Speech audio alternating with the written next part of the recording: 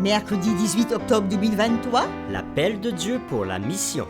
nous vous accueillons de nouveau sur votre chaîne L'Aventure dans la Parole. Quel que soit l'endroit où vous êtes maintenant, ce que vous faites actuellement, nous voulons nous arrêter avec vous et souhaiter que Dieu nous accorde encore discernement, sagesse par le Saint-Esprit dans sa parole en ce jour. Nous vous invitons à participer avec nous en likant, en vous abonnant pour recevoir la notification de chaque jour.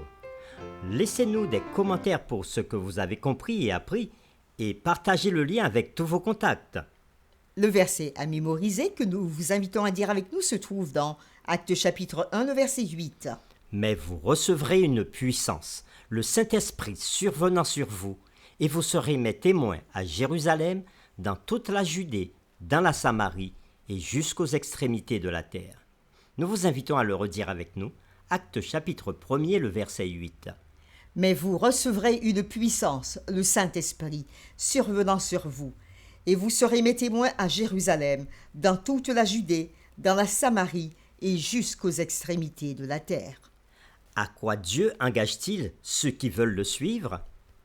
Jusqu'où Dieu invite son peuple à répandre son message?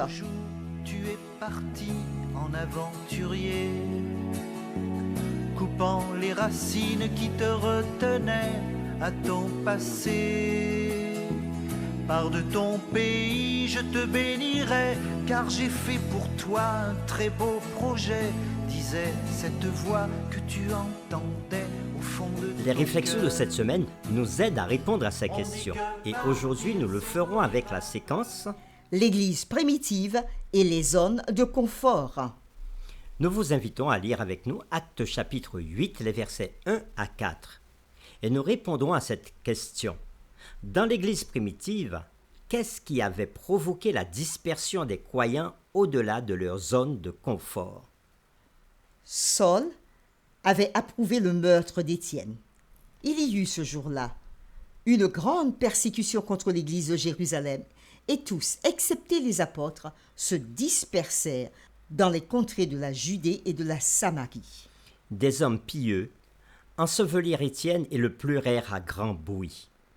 Saul, de son côté, ravageait l'Église, pénétrant dans les maisons. Il en arrachait hommes et femmes et les faisait jeter en prison. Ceux qui avaient été dispersés allaient de lieu en lieu, annonçant la bonne nouvelle de la parole. Après lecture de ce texte de Actes chapitre 8, les versets 1 à 4, répondons à la question. Dans l'Église primitive, qu'est-ce qui avait provoqué la dispersion des croyants au-delà de leur zone de confort? Jusqu'à cette époque, l'Église primitive était principalement à Jérusalem ou dans le territoire juif et parmi le peuple juif. Lorsque la persécution avait commencé, dans laquelle Saul, un juif pieux et pharisien, était activement impliqué, l'Église de Jérusalem fut ensuite dispersée dans toute la Judée et la Samarie. Jésus avait prédit dans Actes chapitre 1, le verset 8, qui est notre verset à mémoriser. Jésus avait dit « Vous serez mes témoins à Jérusalem, dans toute la Judée, dans la Samarie. » Cette déclaration fut accomplie comme indiqué dans Actes chapitre 8, le verset 4, que ceux qui avaient été dispersés allaient de lieu en lieu, annonçant la bonne nouvelle de la parole. Même après que l'Église ait commencé à s'installer au-delà de Jérusalem, il prêchait toujours dans les régions des Juifs ou dans les quartiers du peuple juif, dans d'autres villes. Actes chapitre 11, verset 19 indique que l'Église avait été dispersée jusqu'en Phénicie, la Phénicie qui est aujourd'hui le Liban, et à Chypre, mais il ne prêchait le message qu'aux Juifs. Les disciples de Jésus et l'Église primitive n'avaient pas l'intention de voir les païens venir au Seigneur. Ils avaient encore une vision très étroite de ce que devait être la mission de l'Église. Pierre, disciple de Jésus et l'une des figures dirigeantes de l'Église primitive, était réticent au fait d'apporter le message de l'Évangile aux païens, même après que Paul ait commencé à le faire.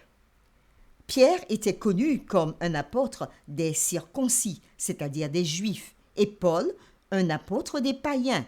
C'est ce qui est dit dans Galates chapitre 2, le verset 8. Plutôt, Pierre ne voulait même pas être vu avec des païens. C'est une histoire qui se trouve dans Galates chapitre 2, les versets 11 et 12. Cependant, Dieu sortit Pierre de sa zone de confort et changea son cœur. Il commença à apprendre ce qu'impliquait réellement le mandat évangélique et ce que la mort de Jésus était censée accomplir pour le monde entier. Lisons ensemble ce texte qui se trouve dans Actes chapitre 10, les versets 9 à 15, le verset 28 et le verset 29. Le lendemain, comme ils étaient en route et qu'ils approchaient de la ville, Pierre monta sur le toit vers la 6e heure pour prier. Il eut faim et voulut manger. Pendant qu'on lui préparait à manger, il tomba en extase. Il vit le ciel ouvert et un objet semblable à une grande nappe attachée par les 4 coins qui descendait et s'abaissait sur la terre, et où se trouvaient tous les quadrupèdes et les reptiles de la terre et les oiseaux du ciel. Et une voix lui dit : « Lève-toi, Pierre, tue et mange. » Mais Pierre dit : « Non, Seigneur, car je n'ai jamais rien mangé de souillé, ni d'impur. » Et pour la seconde fois, la voix se fit encore entendre à lui. « Ce que Dieu a déclaré pur, ne le regarde pas comme souillé. » Cette histoire que nous trouvons dans Actes chapitre 10 nous relate comment un soldat romain avait envoyé chercher Pierre pour qu'il lui apporte l'évangile. Et ces versets que nous venons de lire montrent comment Dieu lui demande de ne pas considérer les hommes, quelle que soit leur origine, comme étant impurs. Et lorsque Pierre arrive plus tard chez ce soldat romain, voilà la déclaration de Pierre. Nous lisons Actes chapitre 10, les versets 28 à 29. « Vous savez, leur dit-il, qu'il est défendu à un juif de se lier avec un étranger ou d'entrer chez lui. Mais Dieu m'a appris à ne regarder aucun homme comme souillé et impur. C'est pourquoi je n'ai eu d'objection à venir, puisque vous m'avez appelé. Je vous demande donc pour quel motif vous m'avez envoyé chercher. »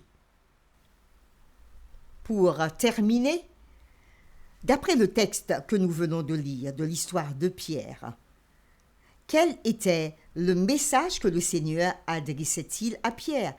Et comment devons-nous, à notre époque, appliquer ce principe à l'œuvre de la mission? Nous vous invitons à prier avec nous. Dieu notre Père, tu es digne de recevoir adoration et louange. C'est toi qui as créé toutes choses et c'est toi qui connais l'avenir et c'est toi qui nous envoies chacun pour la mission. Merci pour cet enseignement que tu nous as donné encore aujourd'hui.